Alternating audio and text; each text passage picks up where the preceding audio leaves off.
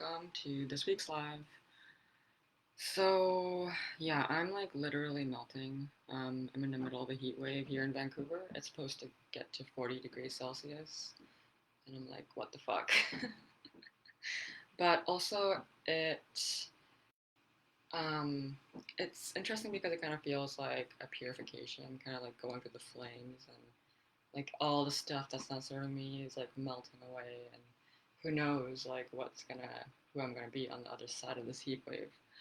Um, so my name is Tasmia, or Smia for short, and yeah, I'm a healer and coach at Nerd for Healing. And today we're going to talk about attachment to being a good or bad person. This is something that I have talked about before. I'll link the video where I talked about it before later after this live.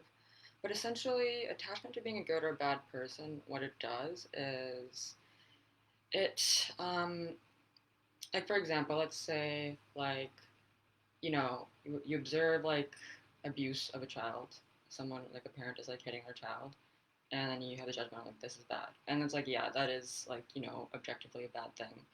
However, it's like if you demonize that person and just say that they're bad, without really understanding the context for like for example, they were abused and now they have intergenerational trauma and they're passing it on, then you just kind of almost perpetuate by repressing and shaming and saying that's bad. It gets into the shadows and then it almost perpetuates. And on the flip side, it's like if we say something is bad, but we also miss out on maybe the good qualities of it. So another example is like, which I've talked about a lot, is how I've had to go through a journey of reclaiming my anger because I had the programming of anger is bad. So yeah, like I once I realized like that wasn't serving me because I was missing out on the good qualities of anger, then I had to reprogram that and kind of look at okay, in some contexts, sure, it's like not the best response, but in some other contexts, it's really appropriate. Like the thing that attachment to good or bad does is that it limits our capacity for response. It's like things are either always good or always bad, and it doesn't take into account the context of a situation. So, and because a lot of us uh, like attach like being loved and safe and accepted to being a good person. If there's any insinuation that we're not a good person, then we go into a like essentially like a stress response. So if we can kind of collapse like this attachment and be able to look at situations neutrally, then we have more capacity. So since I talked about this before, I'm gonna leave the explanation at that. But yeah, definitely check out the video. It's called How to Become a Better Person by Embracing Your Dark Side. And I also have an article written called Shadow 101, Shadow Work 101, which kind of talks about this more. But for this video, I'll just go straight into the tapping. So yeah, if you're new to tapping, it's basically a way to rewire beliefs based on traditional Chinese medicine. And you can just follow after me. And feel free to just put in what your unique flavor of the situation at hand is, if what I'm saying doesn't apply to you. So we're just going to go ahead and get started at the karate chop point. Even though sometimes I feel really bad about thinking I might be a bad person, I ruminate and obsess and wonder if what I did was good or bad.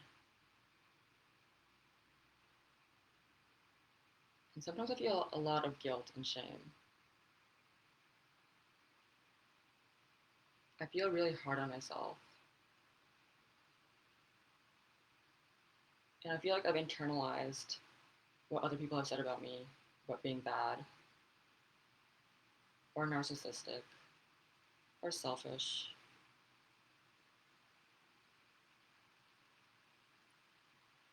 And sometimes because of this, I feel like I have to prove myself. I feel like I don't deserve good things. But even though I feel like sometimes I'm a bad person, I deeply and completely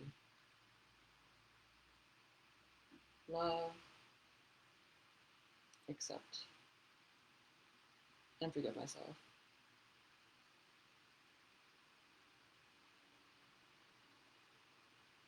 I choose to release the idea that I'm a bad person. Because the thing is, when I think of myself like that, I'm not truly giving myself understanding or compassion. And this premature judgment of myself does not serve me. It might have served me in the past, and I'm thankful for that, but I'm choosing to let it go. I'm choosing to see myself as a multidimensional person, choosing to give myself the benefit of the doubt. I'm choosing to understand myself rather than judge myself. I'm choosing to have compassion for myself because I deeply and completely love, accept, and forgive myself. And I'm going to let go of the shame and guilt and attachment to being a good or bad person. Replace it with understanding and self-compassion instead. Because I deeply and completely love, accept, and forgive myself. Alright, that was a short one for y'all today, and I hope you enjoyed it.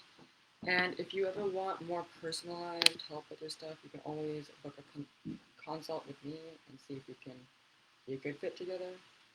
So I'll catch you next week, and I hope you guys, if you're having also a heat wave, I hope you stay cool and survive. Okay, bye.